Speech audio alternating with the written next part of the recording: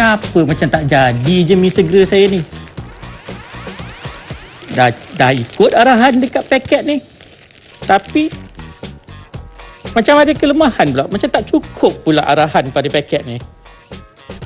Macam mana nak buat ni? Apa yang...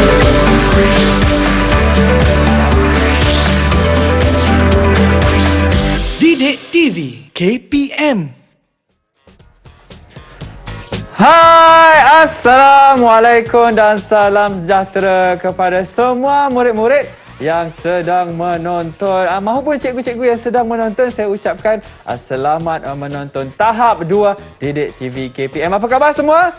Saya harap semuanya berada dalam keadaan yang sihat dan juga yang paling penting bersemangat untuk pembelajaran kita pada hari ini. Baiklah, inilah peringatan yang saya nak ingatkan sebab ia penting. Kita kena sentiasa jaga SOP. Sebab apa? Sebab kita masih lagi belum menang. Contohnya, kita pakai pelitup muka. Sekarang dah ada saranan pakai 2 pelitup muka. Kemudian, jaga jarak kita sekurang-kurangnya berapa murid-murid?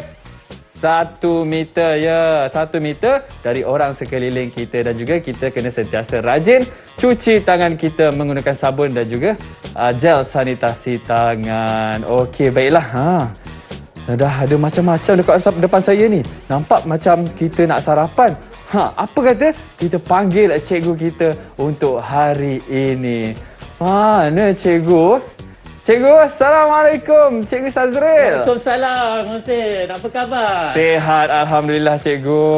Macam mana cikgu perjalanan sampai ke studio hari ini? Alhamdulillah, lancar semuanya perjalanan hari ini. Okey, Alhamdulillah. Baiklah cikgu, mungkin cikgu boleh perkenalkan diri terlebih dahulu cikgu, silakan. Okey, saya Cikgu Sazril bin Mursyid daripada Sekolah Kebangsaan Putrajaya Prisin 18-2. Saya merupakan seorang guru teknologi maklumat dan komunikasi. Juga merupakan seorang tenaga pengajar utama untuk program STEM 1, 2, 3 Code. Dan juga saya adalah seorang guru pembimbing untuk pasukan robotik sekolah. Wow, itu dia Cikgu Sazril. Bukan biasa-biasa je cikgu yang kita jemput di Didik TV. Baiklah cikgu, tadi cikgu macam buat mi segera. Tapi ada masalah. Apa kaitan gimmick tadi dengan pembelajaran kita pada hari ini cikgu? Okey, apa yang kita akan pelajari pada hari ini ialah mata pelajaran teknologi maklumat dan komunikasi dengan tajuk algoritma dan pseudocode. Kaitan dia ialah algoritma, iaitu satu cara untuk kita, langkah-langkah yang kita perlu buat, dan pseudocode ini juga menunjukkan arahan dan sebagainya. Pengatur caraan, betul? Ya, betul. Dan kita nak tunjukkan bahawa pengatur caraan ini sentiasa ada dalam kehidupan harian kita. Okey? Itu yang kita akan tunjukkan pada hari ini. Kaitannya dengan buat mi segera tadi? Langkah-langkah tu kena betul, kena tepat. Barulah sesuatu tu jadi lebih baik. Mi segera pun jadi lebih sedap. Baiklah cikgu, tadi saya dah ingatkan murid-murid di rumah tentang penjagaan SOP, pakai pelitup muka, jaga jarak 1 meter dan juga pakai gel sanitasi tangan. Jadi kita di studio, kita ingin menjaga SOP kita, wajib. Ini dia, saya sanitasi tangan saya terlebih dahulu. Okey, kemudian cikgu punya giliran lah. Okey, itu dia. Baiklah cikgu, saya nak tanya kita punya standard pembelajaran hari ini dan juga hasil pembelajaran sesudahnya kita punya aktiviti pada hari ini, pembelajaran kita. Pada hari ini kita akan mempelajari tentang algoritma dan juga pseudocode. Jadi, pada penghujung rancangan kita pada hari ini, murid-murid akan dapat membina algoritma untuk permainan mereka ataupun apa-apa aplikasi yang mereka akan bangunkan nanti. Jadi mereka akan dapat buat algoritma. Dan juga mereka akan dapat menukarkan algoritma tersebut kepada pseudocode. Jadi kita akan tengok bagaimana daripada algoritma menjadi pseudocode dan seterusnya untuk menghasilkan aplikasi. Dan kita akan lihat apakah kepentingan dua elemen ini dalam satu-satu projek pengatur caraan.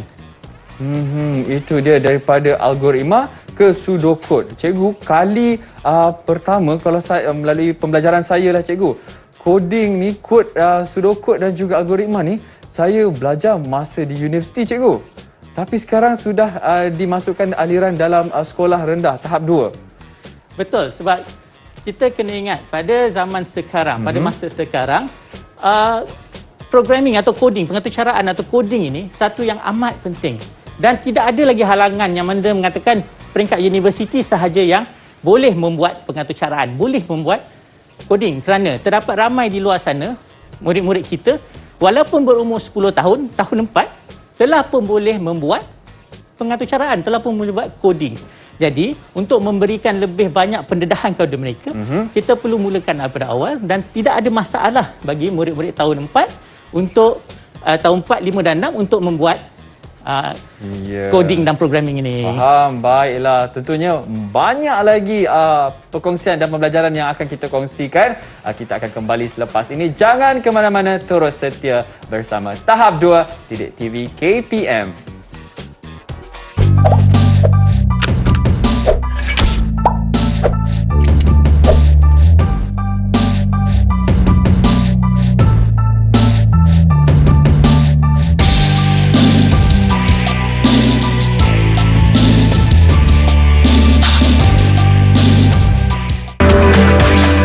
Didik TV KPM. Didik TV KPM. Baiklah, kita bertemu kembali dalam Tahap 2 Didik TV KPM bersama Guru Hani. Tapi kita nak kenal lebih lanjut lagi siapakah guru kita. Apa kata kita lihat profil guru kita untuk hari ini. Silakan, jom.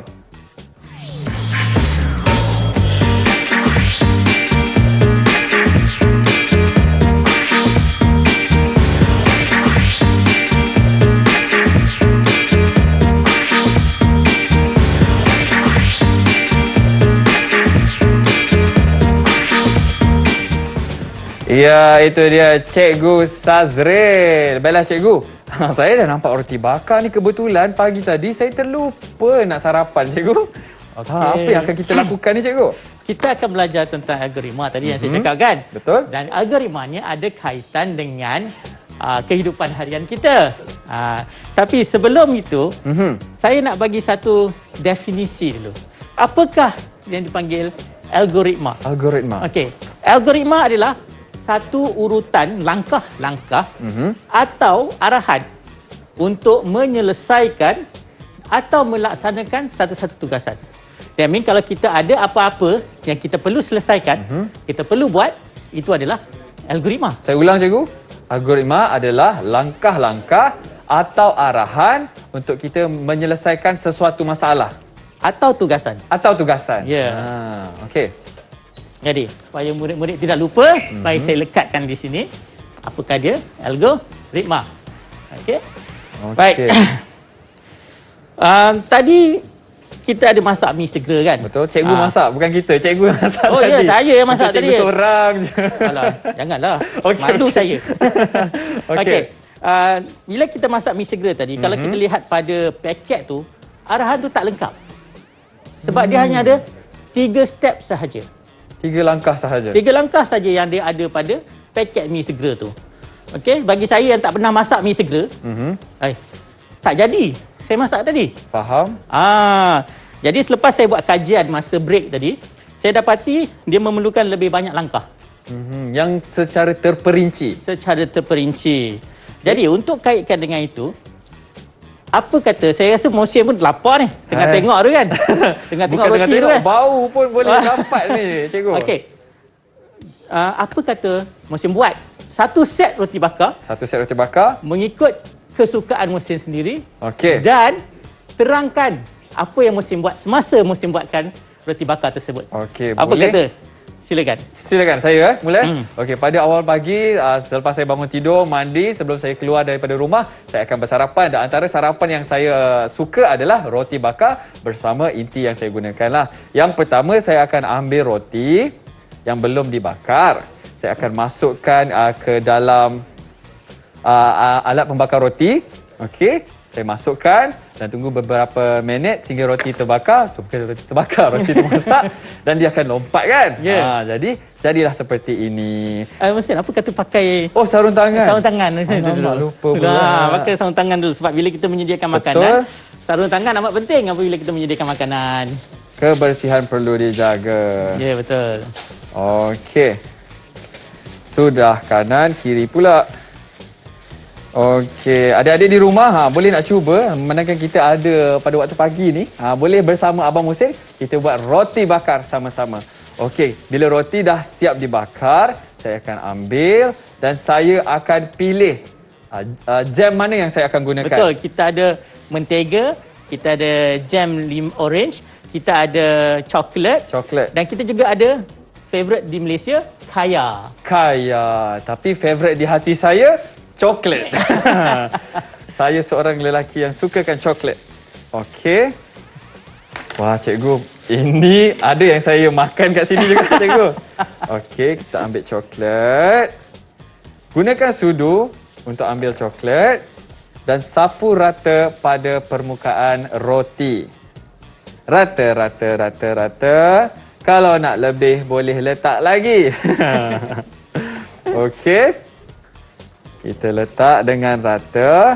Kemudian, kalau nak lebih boleh letak lagi. Tapi saya tak nak manis-manis sangat. Sebab cikgu dah cukup manis di sini. Terima kasih. Kemudian kita tutup.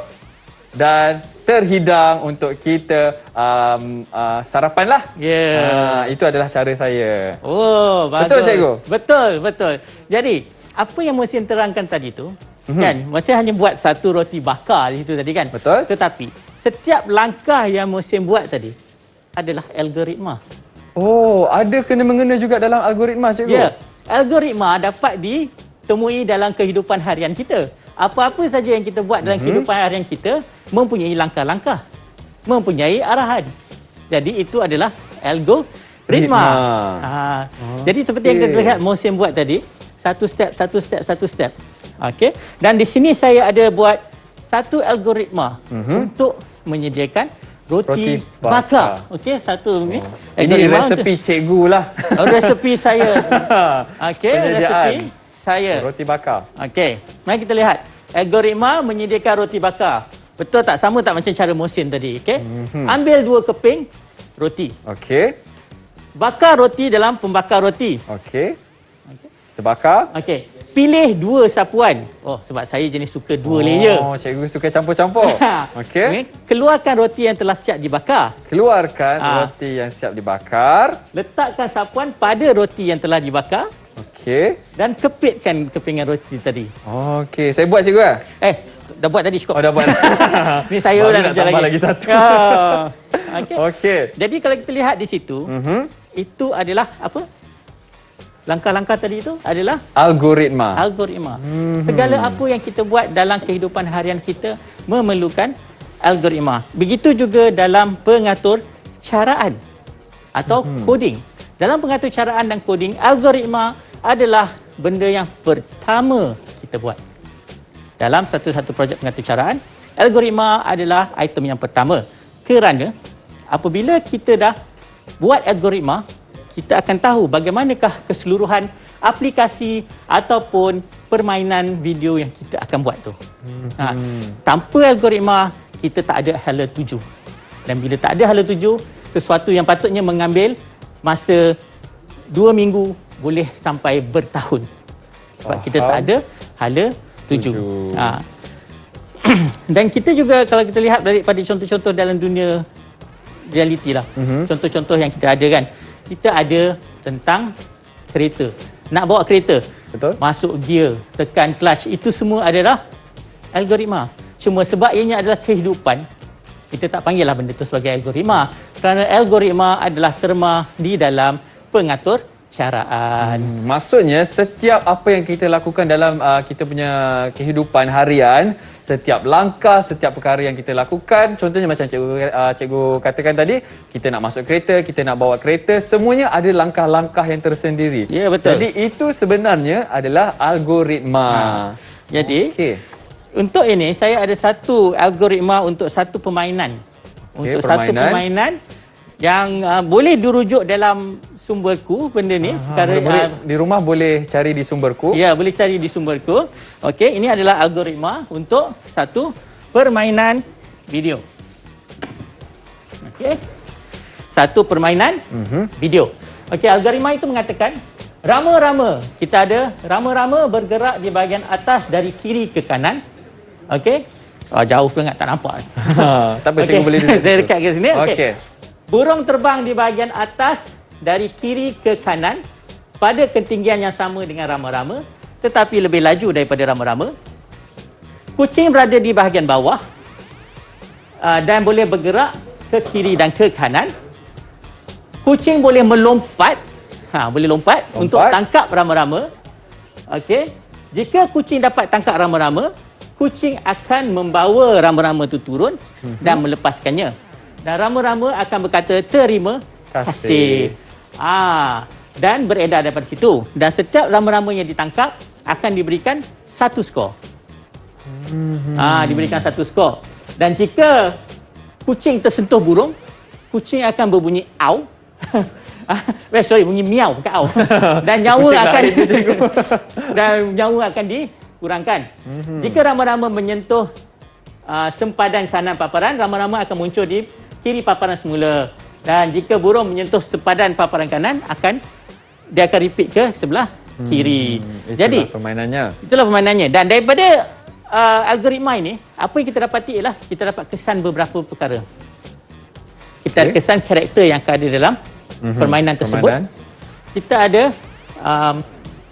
karakter atau watak tadi. Kita ada pergerakan yang akan dibuat oleh setiap watak tersebut. Kita ada burung, rama-rama dan ouch, kucing, miau. Okey. Itu 3 karakter yang ada dalam permainan. Ya, betul. Jadi jika kita tak ada algoritma ni, satu, kita tak tahu berapa watak yang akan ada dalam kita punya permainan kita. Dan yang kedua, kita tak tahu apa setiap watak kita akan buat. Jadi apabila kita membuat coding, selalunya coding ni adalah satu kumpulan. Kita kurang boleh buat seorang diri. Kan? Jadi kalau kita tak ada coding ini, tak ada algoritma ini, kita tak dapat nak pecahkan kerja tersebut. Macam dalam kes ni, kita ada 3 watak. 3 watak tersebut boleh dibahagi-bahagikan kepada 3 orang yang berbeza untuk membuat pengaturcaraan, buat coding, dan ini mempercepatkan lagi coding kita. Proses itulah dapat disingkatkan lagi. Dapat disingkat lagi proses itu. Faham. Okey. Kalau kita lihat juga di sini, kalau kita tengok, dia menggunakan bahasa yang biasa. Itu yang penting tentang algoritma ni. Dia menggunakan bahasa yang senang difahami. Saya rasa kalau Mohsin sendiri tengok pun, Mohsin faham apa yang kita akan buat dalam game tersebut. Betul kan? Faham.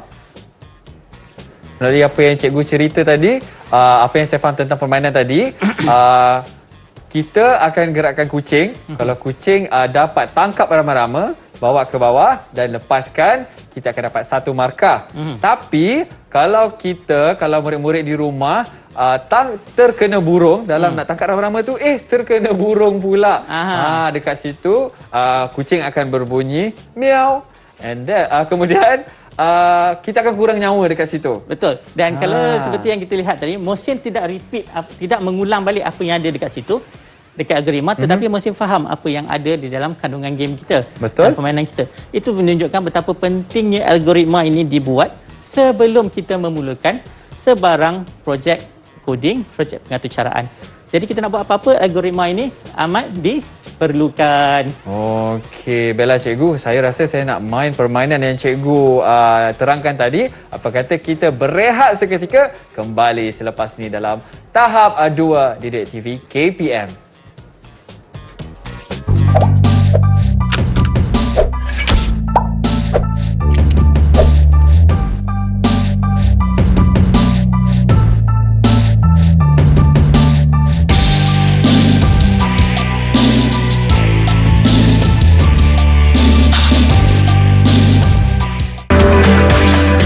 Didik TV KPM.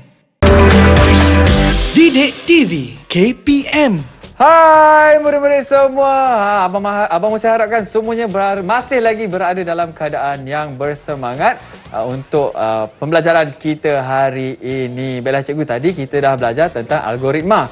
Kemudian cikgu ada sebut kod-kod tadi cikgu. Saya macam pernah dengar pseudocode. Kita akan belajar seterusnya dipanggil pseudocode. Okey, apabila kita ada algoritma, kita akan ada pseudocode. Dan mereka ni tak boleh berpisah. Algoritma dengan pseudocode ni tak boleh berpisah. Ada algoritma, ada pseudocode. Betul, algoritma adalah Pseudocode.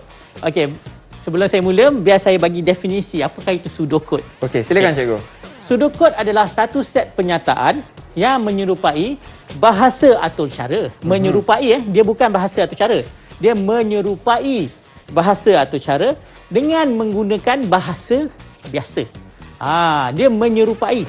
Okey, menyerupai, bukan bahasa atau cara. Yang tu kita kena clear. Biar saya letakkan di sini supaya kita boleh sentiasa rujukkan maksud dia. Okey. Situ. Letak je kat situ. Apakah dia pseudocode dan sebagainya. Baik. Tadi Ya, cikgu. kita ada buat algoritma tentang mi segera. Betul tak? Betul. Kita ada algoritma tentang mi segera. Langkah-langkah cara-cara penyediaan untuk menghasilkan, untuk membuat mi segera dengan sedap. Dengan sedap. Ha. Jadi apa yang saya akan tunjukkan sekarang adalah bagaimana kita nak tukarkan algoritma dari satu algoritma kepada pseudocode. Mari kita lihat. Jom cikgu. Saya punya pun slide. tertanya-tanya juga macam mana daripada algoritma kita boleh jadi pseudocode. So kalau kita lihat sekarang, okey, kita ada pseudocode mi segera. Okey, pseudocode mi segera. Jadi dalam pseudocode, apabila kita guna pseudocode ni, benda pertama yang kita kena keluarkan adalah perkataan mula. Sebab apa? Dalam semua pengaturcaraan, dalam semua coding, start atau mula adalah yang paling penting supaya kita tahu di mana permulaan program tersebut. Faham? Seterusnya, masukkan 2 cawan air ke dalam periuk. Okey. Masukkan 2 cawan air dalam periuk. Hidupkan api. Tunggu sehingga Air mendidih. Jika air sudah mendidih, maka masukkan mi segera. Tunggu 2 minit. Matikan api. Tuang mi segera dalam mangkuk. Dan tamat. Dekat tamat tu boleh tambah cikgu. Boleh? Mi segera dah siap. Kita boleh kata nyatakan mi segera dah siap. Okey. Jadi jika kita lihat pada pseudocode yang telah dilihat oleh murid-murid tadi, okey, terdapat beberapa perkataan yang saya gelapkan, yang saya boldkan, yang saya gelapkan. Okey, dan susunan dia. Okey, kita ada mula, kemudian kita indent masuk. Dia ada masukkan, hidupkan, tunggu sehingga, jika, maka. Itu semua dalam struktur tu sendiri. Itu adalah satu, dari segi format dia, struktur itu adalah struktur pseudocode. Dan yang kedua, kita menggunakan perkataan-perkataan seperti bahasa atau cara. Sebagai contoh, jika air sudah mendidih, maka masukkan mi segera. Kalau dalam bahasa programmingnya dipanggil, bahasa coding dia dipanggil if air sudah mendidih, then jika maka. Jadi apabila kita tukarkan dia ke dalam bahasa biasa daripada dan jadi bahasa pengaturcaraan ini yang hampir ni, kita kena ada jika tu. Kita kena ada jika, maka. Kemudian kita ada tunggu 2 minit. Wait. Dan kalau sesiapa yang pernah buka Scratch, programming Scratch, pengaturcaraan Scratch, kita boleh jumpa block if then, kita boleh jumpa wait, kita boleh jumpa stop dan start. Itu semua kita ada di dalam bahasa pengaturcaraan. Itu untuk mi segera. Mi segera. Cikgu, saya nak tanya cikgu, saya tengok algoritma dengan pseudocode ni seakan-akan sama, tapi apa bezanya algoritma dan juga pseudocode ni cikgu? Okey. Algoritma adalah lebih general atau lebih am. Okey. Di mana pseudocode ni lebih teliti dan langkah-langkah dia adalah dalam bentuk struktur yang tertentu berbanding dengan algoritma. Algoritma lebih kepada cara kita menerangkan sesuatu, menerangkan langkah-langkah sesuatu. Itu beza dia. Jadi pseudocode ada struktur tertentu dan algoritma lebih kepada yang lebih am. Okey, kalau kita tengok pula yang roti bakar. Okey, cuba mesin lihat. Okey. Mesin teka berdasarkan algoritma ni. Okey. Apa yang rasanya akan keluar lepas ni? Mula, okey. Okay. Okay. Untuk mula tu kan cikgu? Untuk mula. Untuk mula saya rasa sediakan 2 kepingan roti. Kita lihat. Ambil 2 keping roti. Betul lah, betul lah. Betul. Okey. Kemudian seterusnya rasanya? Kita nak buat roti bakar cikgu kan? Ya. Letakkan roti di dalam pembakar roti. Jika roti belum dibakar, jika maka. Sebab kita kena ingat macam ni Okey. Apabila kita buat pengaturcaraan, kita kena tengok status dia. Roti tu dah bakar ke belum? Faham? Jadi dekat situ kita akan kata, jika roti belum dibakar, maka bakar roti sehingga rangup. Kemudian kita akan ambil sekeping roti yang telah dibakar. Pilih sapuan pertama. Sebab macam saya cakap tadi, saya suka 2 sapuan pada satu roti bakar saya. Okey, saya tradisional sikit. Sapu sapuan pada kepingan roti. Ambil baki roti yang dibakar tadi. Ada sekeping lagi kan? Kita ambil 2 baki. Dan kita pilih sapuan kedua.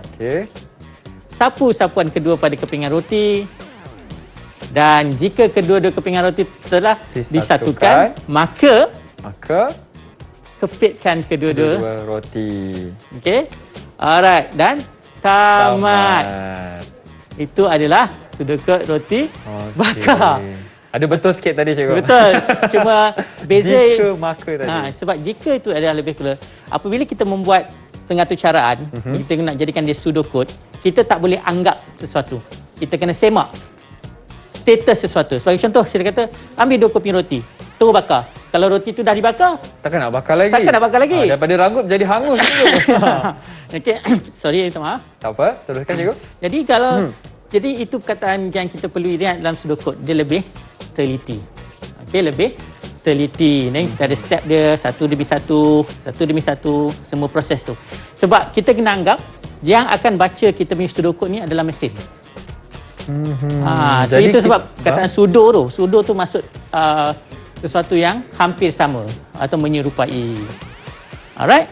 Jadi perlu disampaikan dengan lebih terperinci supaya pengguna lebih faham cara untuk membuat roti bakar. Ya, betul. Faham? Saya rasa kalau kita pergi kedai mamak tu kan, memang dia orang ada tu kat mana-mana tu sudokot tu, terlekat di mana-mana ni. Okey.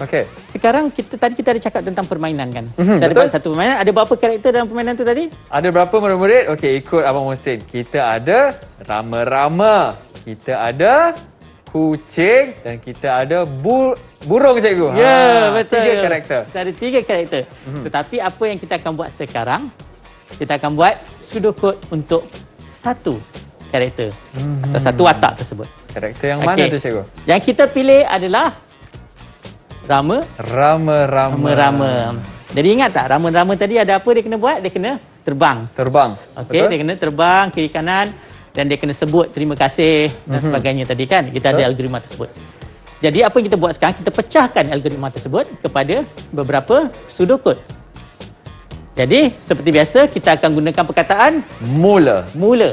Sudokot mesti bermula dengan perkataan mula. Faham? Kemudian kita ada tetapkan. Maksudnya, letakkan karakter itu di mana? Tetapkan kedudukan rama-rama di bahagian atas sebelah kiri. Kita kena clear itu. Kedua, gerakkan rama-rama ke kanan. Itu sebab kita letak sebelah kiri. Supaya dia dapat bergerak ke kanan. Okay. Kemudian kita ada perkataan jika. Jika rama-rama disentuh kucing, maka gerakkan rama-rama ke bawah. Sebab kita kata tadi, kucing itu tangkap. Dia akan bawakan rama-rama ke bawah. So,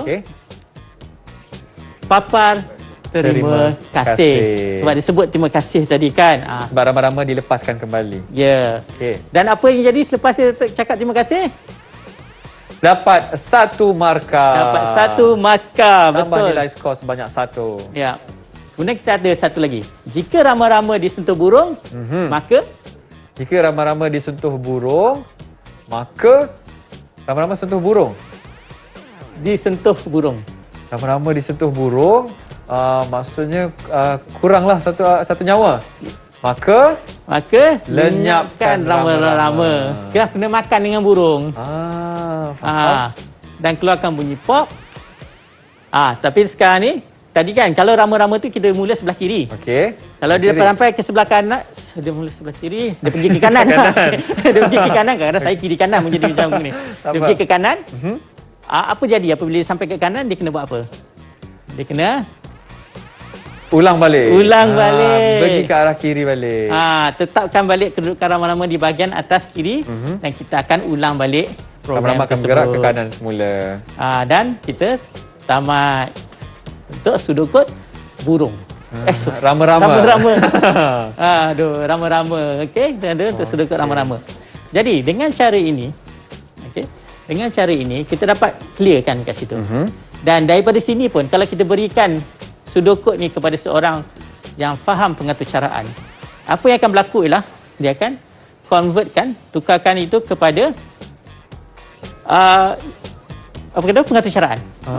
Okey. Dia akan mula begini. Saya terpaksa cakap dalam bahasa Inggeris sebab pengaturcaraan ni dalam bahasa Inggeris.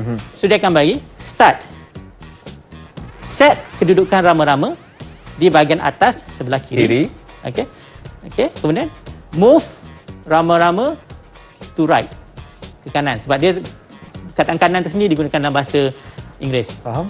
If rama-rama touch kucing, then move rama-rama down. Okey. Show thank you.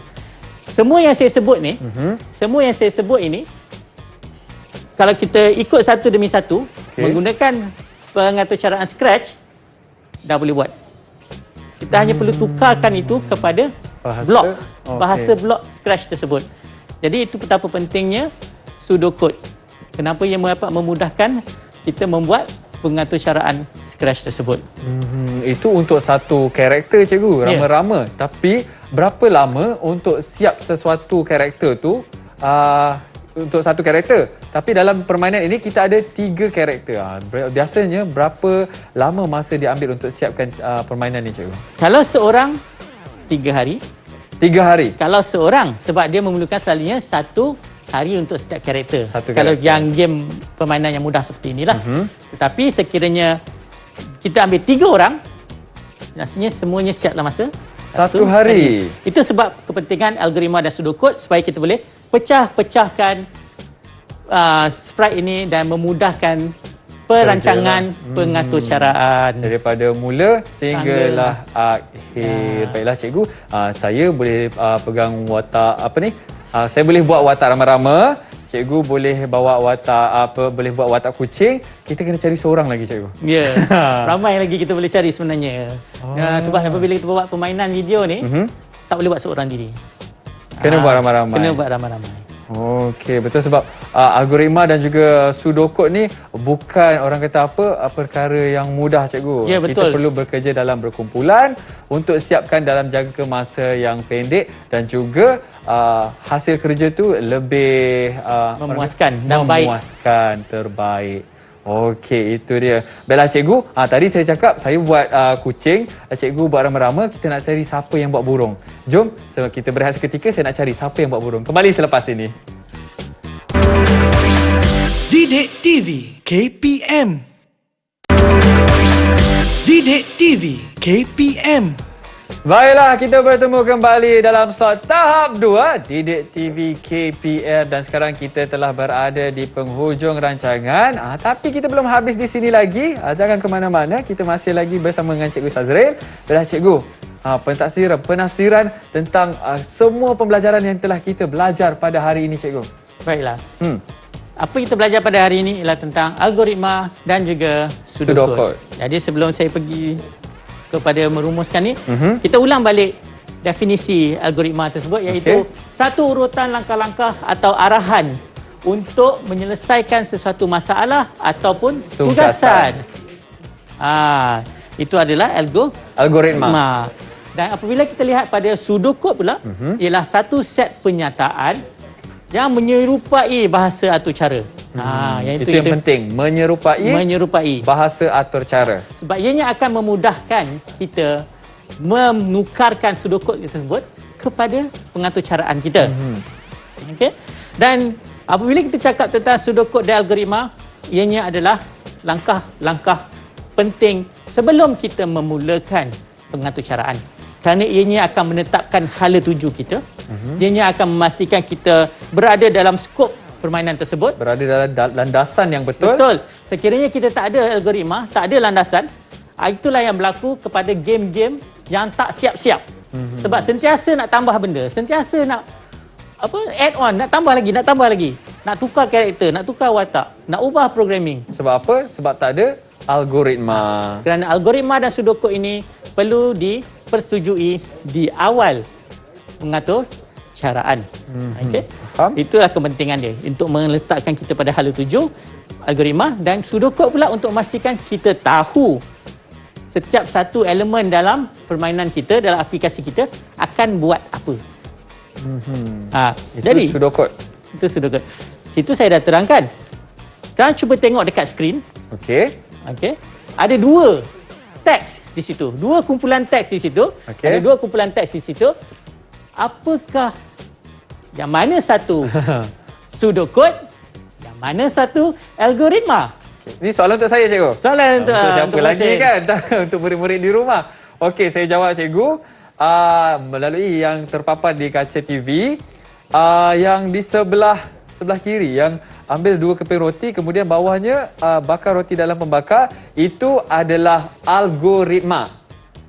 Yang sebelah yang ada mula, maka dan tamat, itu adalah pseudocode. Betul, Mohsin. Ya, saya harap bukan saja saya jawab dengan betul, murid-murid dekat rumah pun dapat jawab dengan betul. Sebab Cikgu Sazil dah terangkan daripada mula sehinggalah sekarang. Okey. Jadi yang kita lihat tadi, pseudocode apa dia, elemen dia mesti berstruktur. Dia ada struktur, okey, dia ada struktur yang kita perlu patuhi. Itu adalah pseudocode. Dan apabila kita bercakap tentang algoritma, ialah dalam bahasa yang mudah difahami oleh semua yang membaca algoritma tersebut. Okey, itu sebab kita tak jumpa pseudocode dekat belakang paket mi segera. Cuba bayangkan kat belakang paket mi segera ada pseudocode. Semua murid-murid kita akan jadi pengatur cara. Betul? Jadi di belakang paket mi segera itu lebih kepada algoritma sebenarnya. Algoritma. Mudahlah, cikgu. Ya, betul. Baiklah, cikgu, murid-murid di rumah mungkin nak dapatkan latihan ataupun membuat latihan tambahan. Di manakah mereka boleh dapatkan latihan-latihan tersebut, cikgu? Okey, latihan-latihan tersebut boleh didapati di Sumberku. Dan juga banyak pelantar-pelantar yang disediakan oleh Kementerian Pendidikan Malaysia. Pelantar-pelantar pembelajaran dalam Delima sebagai contoh.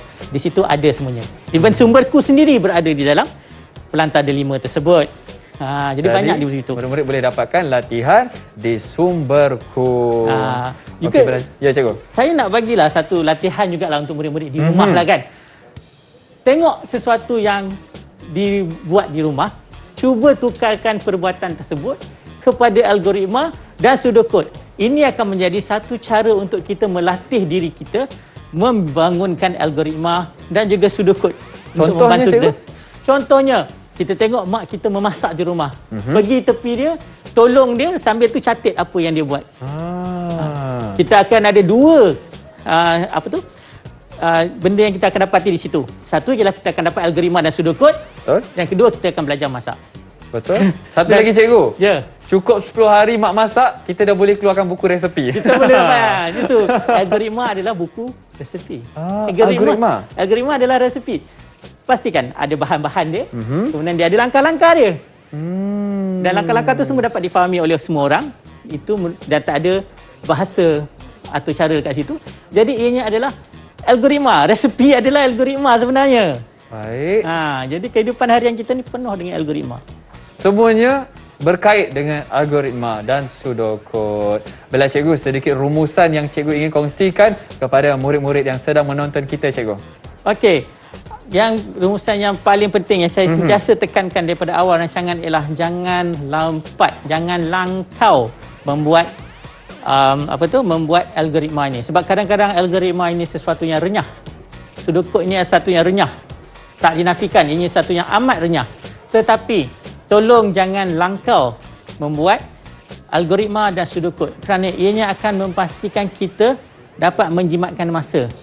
Penjimatan masa yang kita dapat dengan melangkau algoritma dan pseudocode tidak akan dapat digantikan dengan kalau kita buat betul-betul algoritma dan pseudocode tersebut. Ianya sangat penting dan perlu dititik beratkan sebelum kita melakukan apa-apa. Itu adalah kepentingan algoritma dan juga pseudocode. Ingat, Okey. Betul. Sorry, tepuk sekejap. Okey. Tak apa cikgu.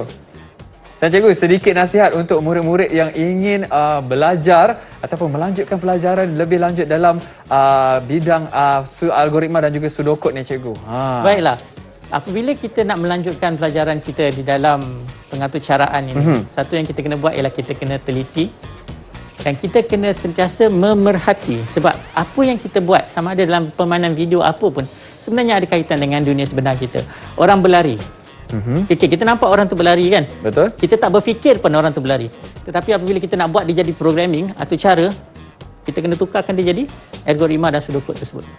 Jadi kita kena sentiasa memerhati benda yang berlaku di sekeliling kita. Bukan sekadar duduk di depan komputer saja dan membuat pengatur caraan, buka mata, perhatikan apa yang berlaku di sekeliling kita. Sebab bila kita buka mata, kita teliti sesuatu tu, mengambil berat tentang sesuatu perkara itu, kita akan bukan sahaja teliti, kita punya pemikiran pun akan jadi lebih kreatif. Betul cikgu? Betul. Bukan sahaja kita boleh buat permainan orang tu berjalan sahaja. Mungkin daripada berjalan kita boleh buat melompat. Melompat tiba-tiba ada sayap boleh terbang. Ikut kreativiti sendiri. Dan yang saya rasa dalam belajar algoritma dan juga sudokod ni yang paling penting, kena ada kesungguhan lah cikgu. Ya, betul. Dalam apa-apa yang kita belajar, tak naklah kita belajar separuh jalan. Baiklah cikgu Sazril, terima kasih cikgu kerana sudi bersama dengan saya selama 1 jam dalam tahap 2 hari ini. Kita belajar algoritma dan juga sudokod. Dan sebelum kita tinggalkan anda semua, saya dengar cikgu nak buat persembahan cikgu. Bukan persembahan apa. Saya just nak melukis je sikit. Itulah yang saja yang saya pandai. Okey, baiklah. Kita akan lihat cikgu melukis. Terima kasih kepada murid-murid kerana bersama dengan saya Muhsin Nazli dalam tahap 2. Semoga sehingga kita berjumpa lagi dalam episod yang akan datang. Assalamualaikum dan salam sejahtera. Saya lukis sprite tadi tu. Silakan cikgu.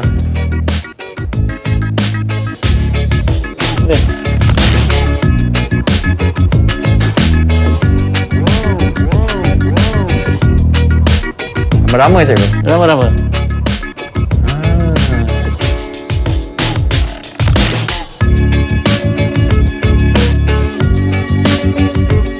Cikgu memang melukis komik juga cikgu? Ya, saya memang lukis komik. Saya ada komik juga sebenarnya. Yang cikgu publish, yang cikgu keluarkan? Ya, dekat Webtoons. Betul. Dekat Webtoons.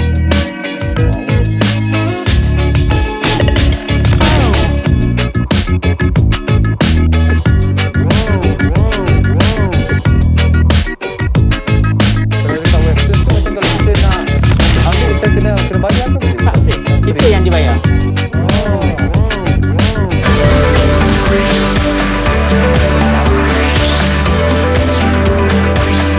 Didik TV KPM